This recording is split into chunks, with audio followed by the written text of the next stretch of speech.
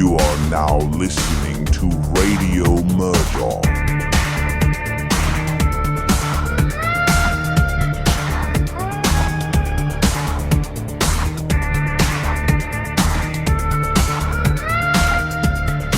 It's December 15th, 1967. It's a cold and quiet evening in a quaint little town of Point Pleasant, West Virginia.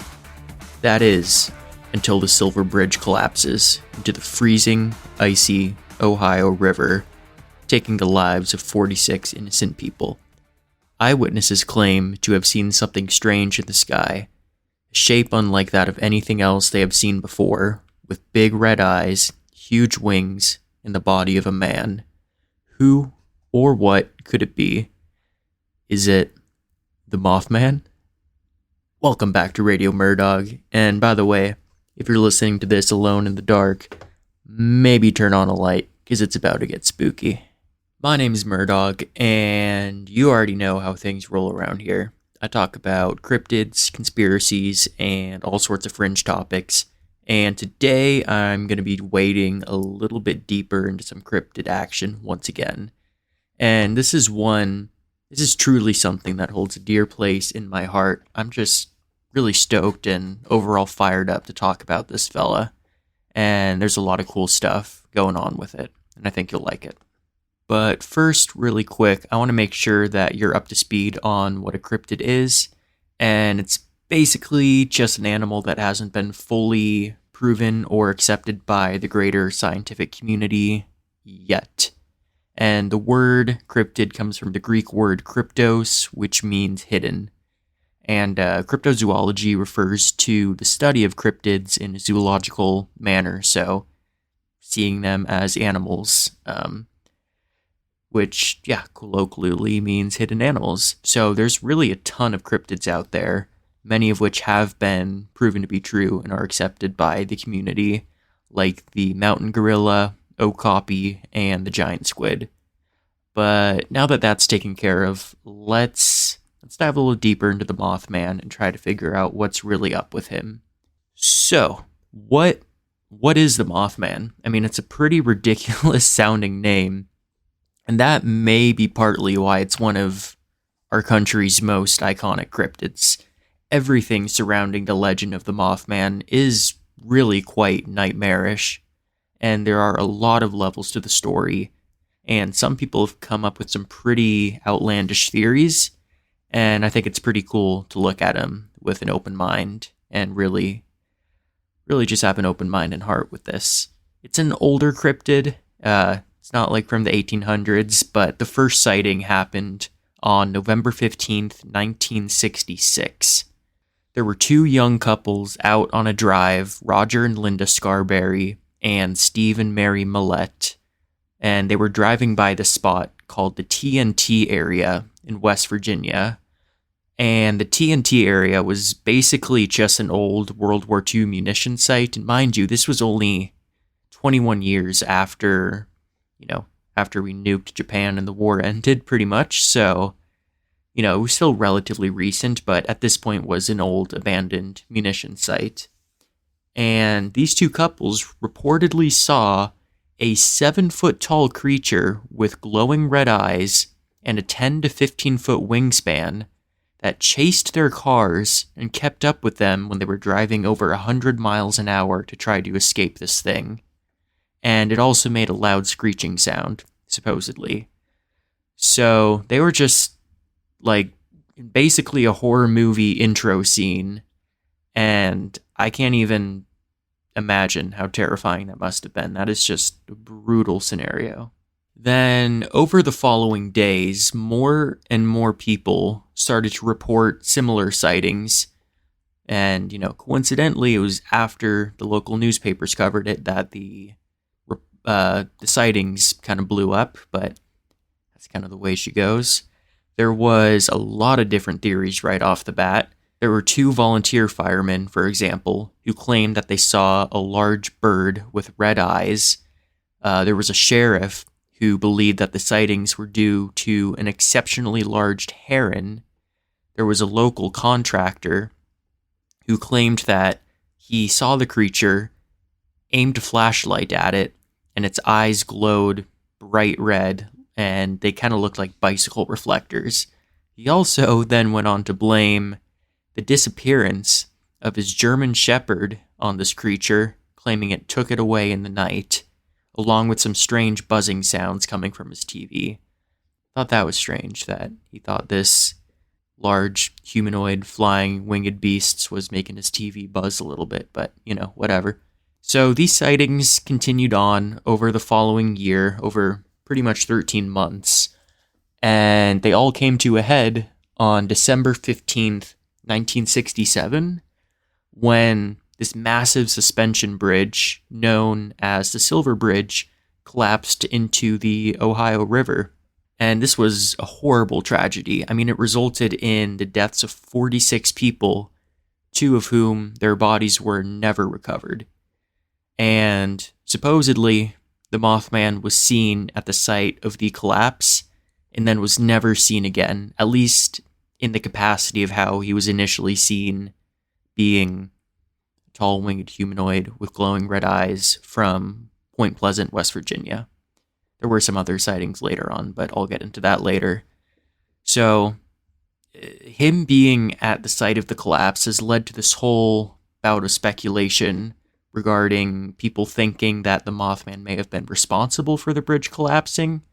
Some people think he was a sort of protector for those that survived, and, and that things could have been much worse if he had not been there, as almost like a guardian angel for us. And I do think it's pretty interesting looking at the biblical comparisons of the Mothman to angels in the Bible and the way it's described as flying and maneuvering around, and then its role in the Silver Bridge.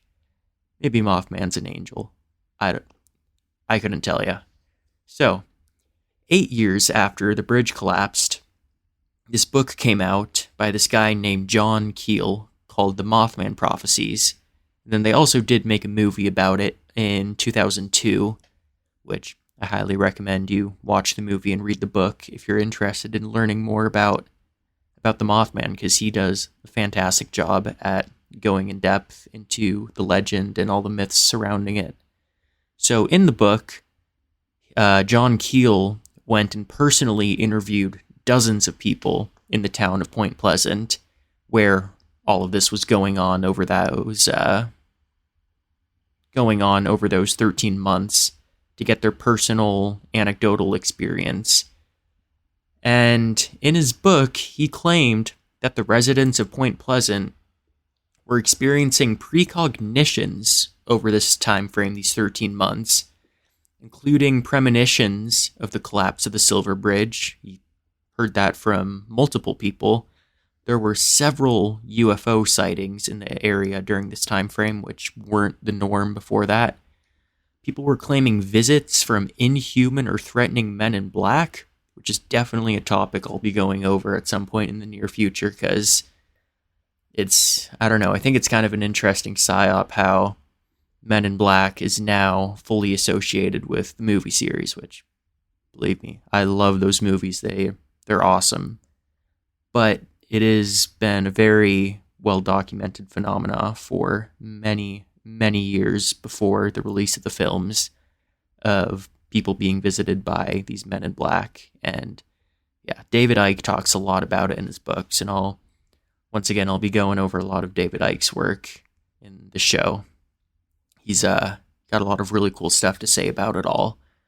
But point being, people in Point Pleasant were saying they had visits from the Men in Black, and just other general phenomena often associated with paranormal events were going on.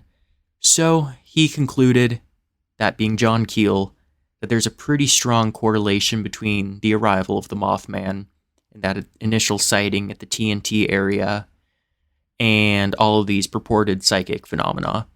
So, in chapter 6 of his book, of the Mothman Prophecies, he kind of combined all of the main sightings of the Mothman and gave the most accurate description that we have to date. And his description was that of a 6.5 to 7 foot tall, gray, featherless creature with bright glowing red eyes, and he emphasized that the glowing, it was like an internal flame, like it was just so bright and came from the inside, which I thought was pretty fascinating.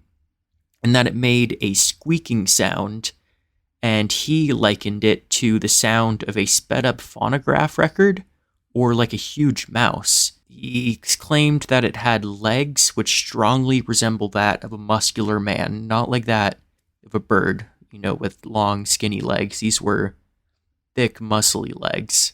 And then this is where it gets really interesting, is that the wings of this beast, they would fold up into and unfold from the back, much like a moth, and that's where, the Mothman name came from, instead of the wings being positioned at its side, which is how all of our birds, that's how they all are.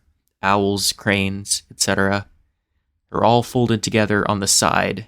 In one of the initial reports from the Point Pleasant Register, that came out just a day or two after the initial sighting, the witness report describes the wings as positioned in a way resembling a classical biblical angel, capable of rising vertically, that being, the beast was able to rise vertically without flapping its wings, so it's like a VTOL warship just going up. It's pretty wild.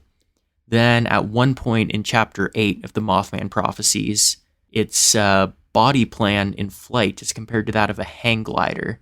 So imagine it just being parallel to the ground, just kind of cruising, but still zooming. I mean, the initial report, they were going over 100 miles per hour, and he was keeping up with them and chased them to the edge of the city limits of Point Pleasant. So that's just terrifying.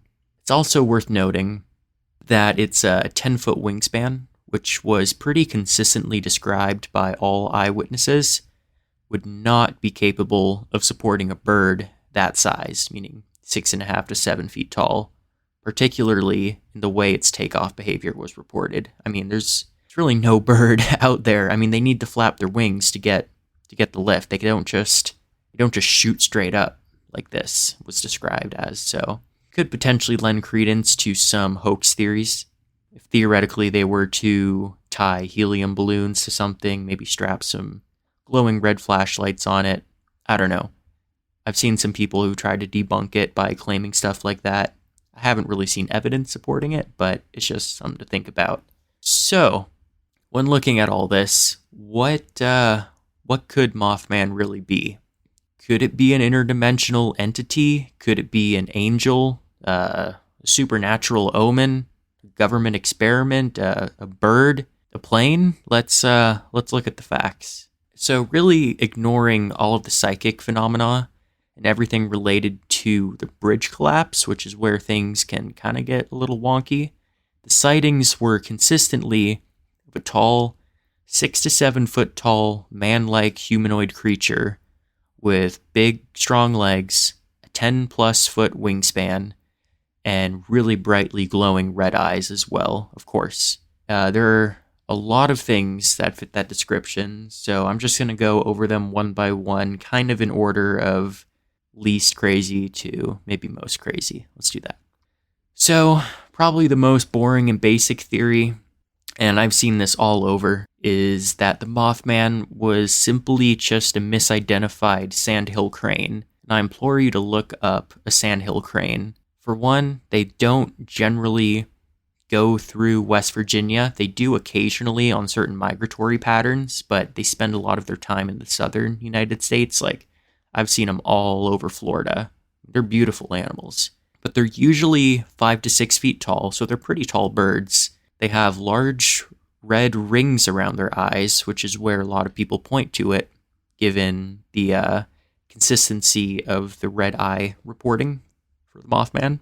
And they also generally have a 6 to 7 foot wingspan, so not the 10 foot, but still a pretty big wingspan, and it is pretty difficult to get an accurate measurement of really anything you see out in the wild. I mean, God, if you go out in the woods and you see a deer, good luck trying to get an accurate measurement of its size from a distance with no tools. Like, you can guess, but it's a tough thing to do. People think they'll, be able to go out and get an accurate idea of what's out there, but it's way harder than you might initially think.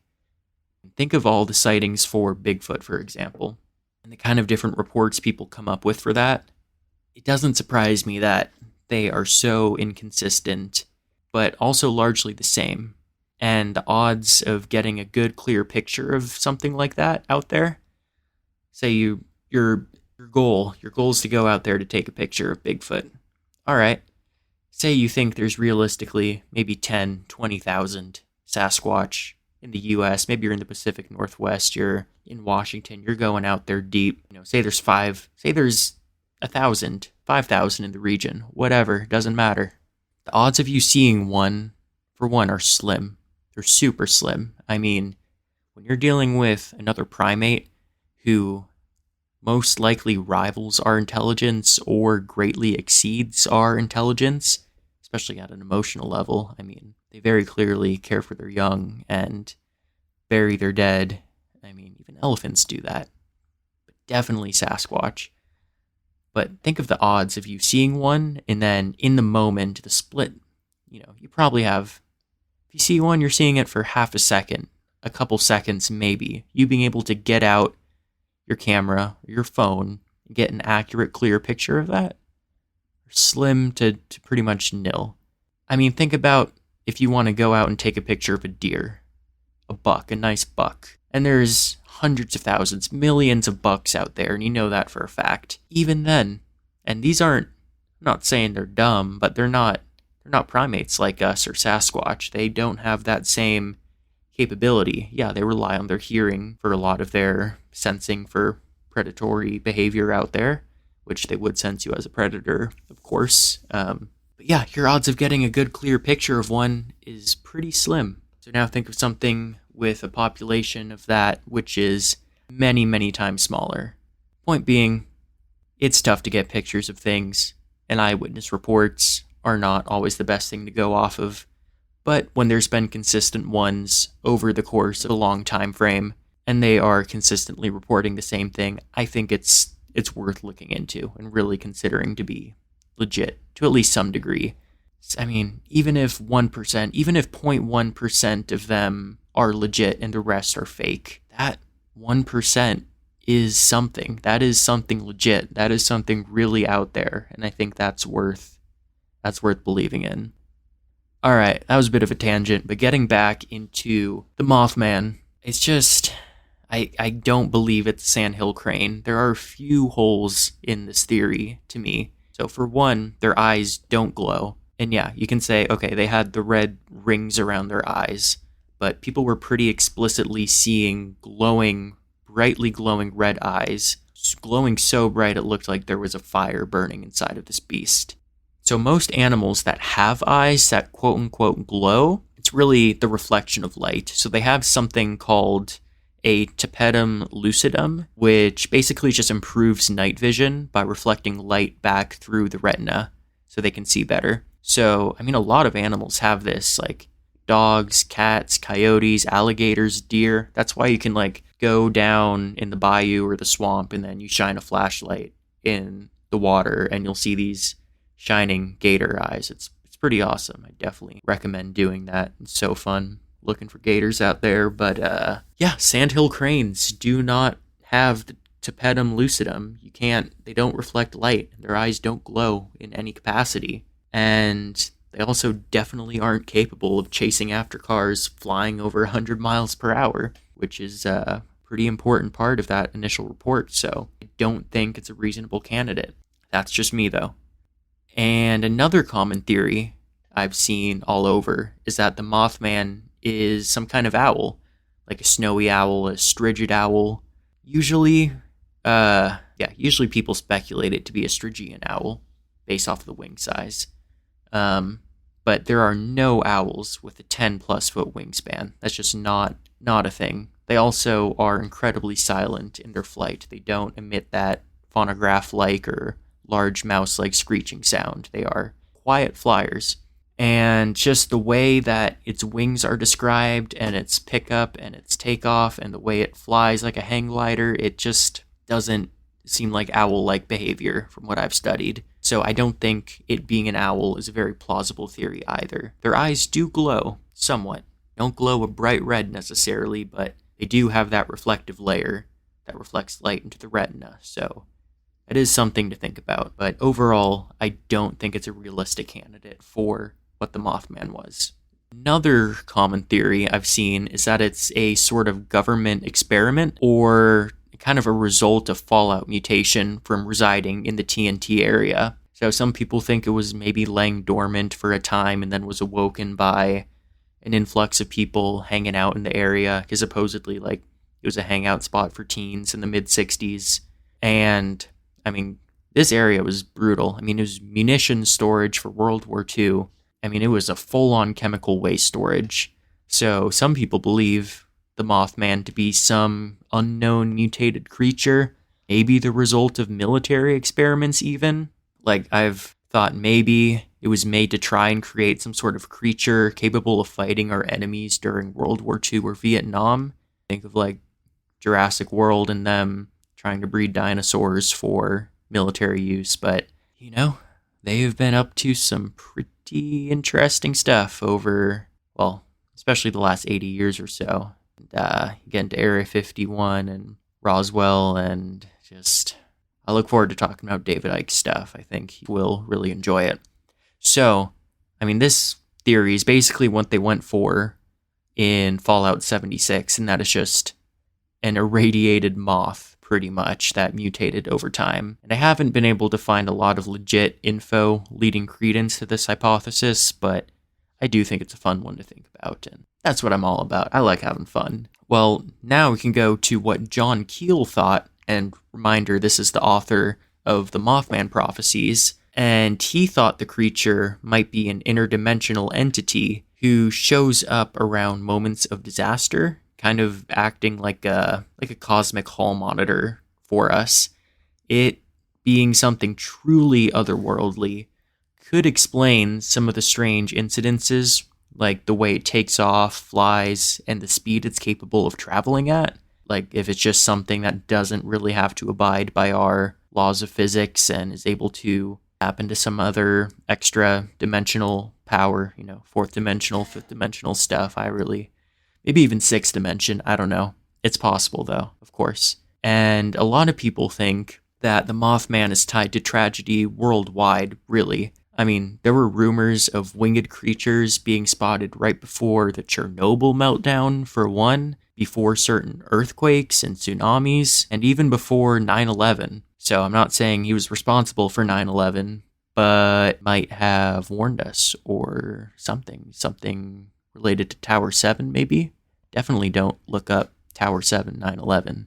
You won't find any incredibly suspicious information about a tower just collapsing on its own. But no, don't do that.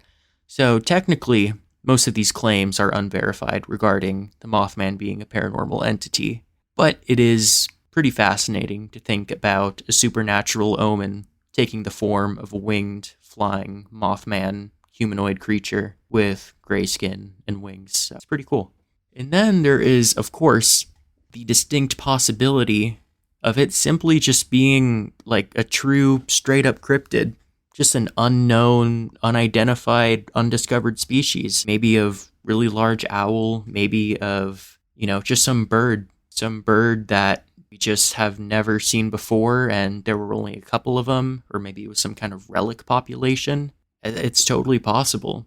I mean, think of if deep sea creatures exist out there that look like just an amalgamation of pure nightmares and teeth. Is it really that far out of the realm of possibility that there's a flying humanoid in the Appalachians? I've talked about it briefly before, but the Appalachian Mountains are quite literally over 480 million years old. And some of the rocks at the core of the mountains are they're up to 1.2 billion years old, is what I've read. Trees are about 350 million years old. They're literally older than the trees. That's what John Denver was singing about in his song in Country Roads.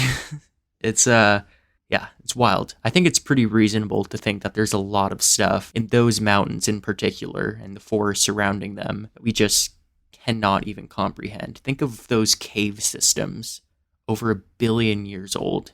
I mean, think about the descent. Think about those crawlers down there. I think it's pretty reasonable. So, all right, let's fast forward to the present day. We're in 2025 again, and Mothman, well, he's been a celebrity at Point Pleasant for decades.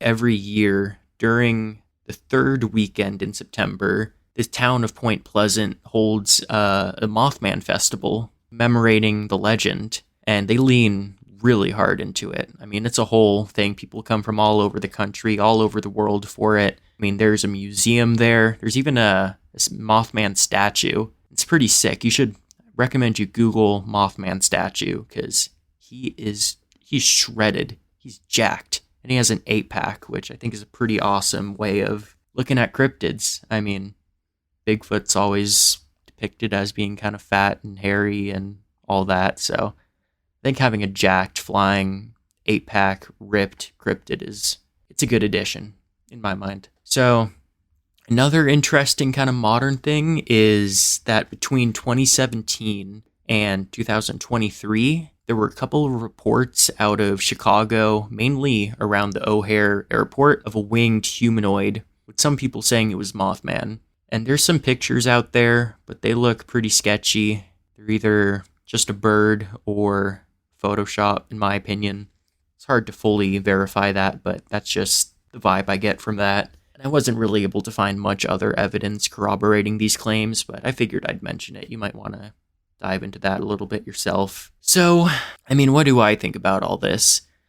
Like, really, Mothman is one of those legends that just kind of sticks with you once you learn about it. It's not just like a, 8-foot tall monkey man running around in the woods. It's a whole mystery aspect to it. It's old school folklore. And then there's a horrible tragedy.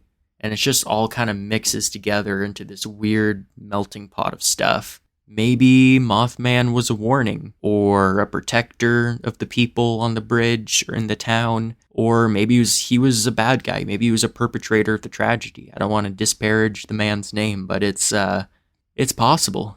We haven't really heard much from the man himself, so I think when looking at it from a completely logical point of view, the traits described by witnesses, they don't describe a bird. And we don't have anything else in this country that flies like a bird.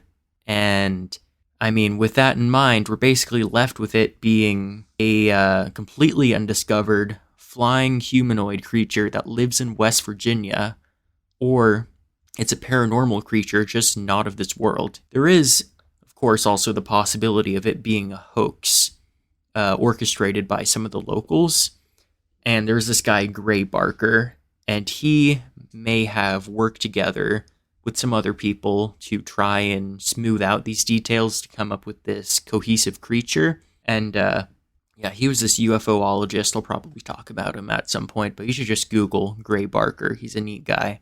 And it's even noted in Keel's book that he was kind of pondering Barker's general tendency to hoax, and he thought it was curious, just the fact that he was present on the ground during all of these Point Pleasant incidents. So that's just something to think about. Well, either way, I'd be pretty wary of driving around the TNT area at night, even nowadays. Sounds like a pretty sketchy area to be, regardless of there being flying humanoids that are precognizant of bridge collapses. You'd be dealing with chemical leakage and maybe just straight up TNT. I don't know.